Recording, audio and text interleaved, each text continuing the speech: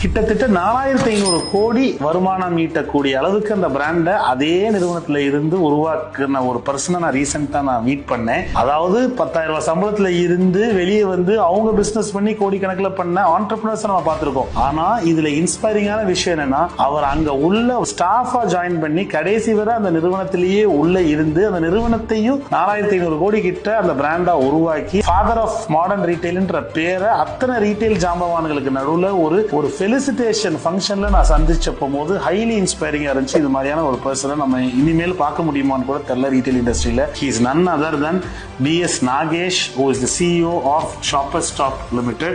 So shopper stop பத்தி உங்களுக்கு தெரியும். அது கிட்டத்தட்ட 4500 கோடி ரீட்டைல்ல இன்னைக்கு கிட்டத்தட்ட மாடர்ன் ரீட்டைலுடைய பயோனியர் மாடர்ன் ரீட்டைல்னு சொல்லலாம். இன்னைக்கு நம்ம Lifestyle, Max, Trends, Zudio, West சைடுன்னு எத்தனையோ மாடர்ன் ரீட்டைல பார்த்தாலுமே ஃபர்ஸ்ட் இன்னைக்கு 50 ஊர்ல கடை வைக்கலாம். 50 ஊர்லயும் ஒரே மாதிரி கடை இருக்கும். 50 ஊர்லயும் ஒரே மாதிரி சரக்கு இருக்கும். டெல்லியில வாங்குற சரக்கு தான் சென்னையில கிடைக்கும் அப்படின்னு கூடிய அந்த மாடர்ன் ரீட்டைல்னு சொல்லக்கூடிய விஷயத்த 1990ஸ்லயே உருவாக்கி காமிச்ச ஒருத்தவர் தான் வந்து B.S. Nagesh.